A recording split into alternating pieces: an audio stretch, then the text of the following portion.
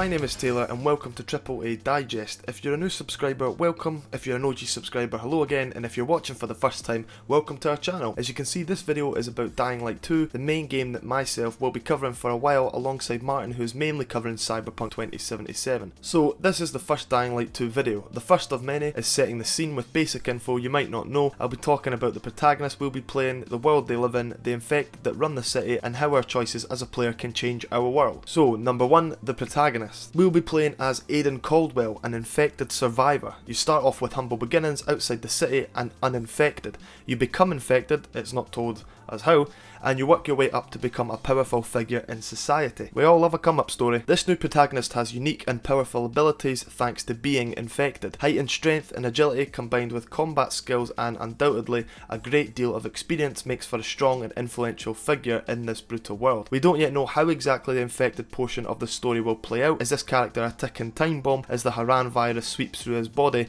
or has he some method of keeping the infection at bay? I'm calling it, he dies at the end and somehow saves everyone by sacrificing himself. You heard it here first. Apart from that, knowledge is scarce about Aiden. I'm sure we'll get some sort of character trailer soon regarding details about him. Number 2, the world. So Dying Light 2 jumps ahead in time of Dying Light 1, beginning 15 years after the zombie apocalypse and the events of the original game. Any resemblance of civilized society that once existed has now given way to more primal and unrestrained instincts in what the developers have called the new dark ages of the Dying Light universe. Factions and gang wars appear even more prevalent than before. The city itself is also not Haran, the Turkish setting of the first game, but a different part of the world altogether, so those expecting to see all the familiar sights of the first Dying Light will in fact find themselves having to learn to traverse the rooftops and streets of an all-new city. It is, according to Timon Smektala, I've probably butchered that name, a fictional European metropolis, once prosperous, but now probably the last human settlement struggling to survive. More importantly, however, is that Dying Light 2's map size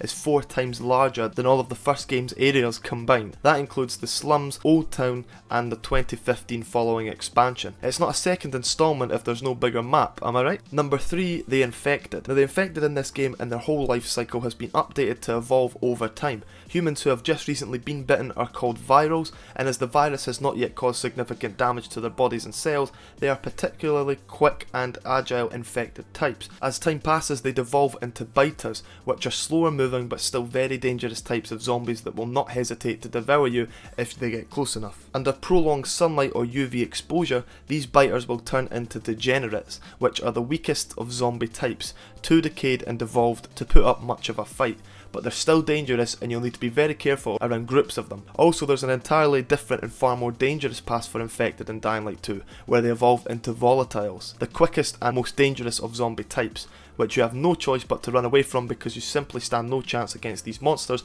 if you're unlucky enough to come across one during your free running travels. Dark areas return to Dying Light 2 and they're more terrifying than ever. Dark areas are effectively nests of infected where they all hibernate to escape the sunlight, similar to I Am Legend's Darkseekers. Venturing into these areas is incredibly treacherous due to the number and strength of resident zombies while they are hiding safely in the shadows. Of course, there will be huge rewards buried in the heart of Dying Light 2's dark areas, so the horror is well worth it. All in all, the infection has evolved and become more sensitive to UV light. Society exists in the relative safety of sunlight, while the infected hide in the shadows of buildings. At night, the infected roam the streets freely, searching for prey, presenting opportunities for you to explore areas of the city inaccessible by day. I am looking forward to seeing the upgraded life of zombies, as the first Dying Light done well to make a nuisance of them already. Number 4, player choices. Now the second gameplay trailer gives us a feel for how choice impacts the Dying Light 2 story.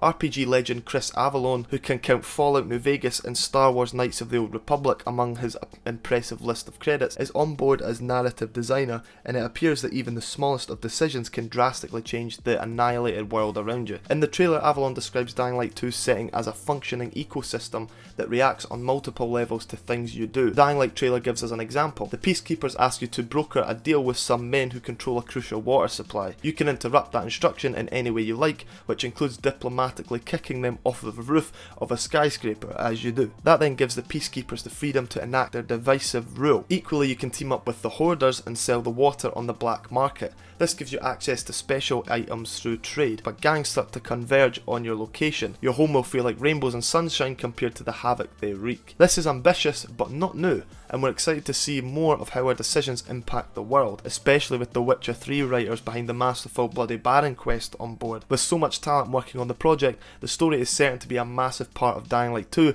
and we are eagerly awaiting more news on how the narrative will be delivered to us. But that's the end of this video. Tell us in the comments below, what are your first impressions of Dying Light 2? We're excited to see what you say and to get this ball rolling for what we think will be a great game. There'll be more to come on Dying Light 2's story, such as factions, and more things on gameplay such as combat. But thanks for watching. Be sure to subscribe to stay up to date on Dying Light 2 and Cyberpunk 2077 if you're new, so you don't miss it. Bye.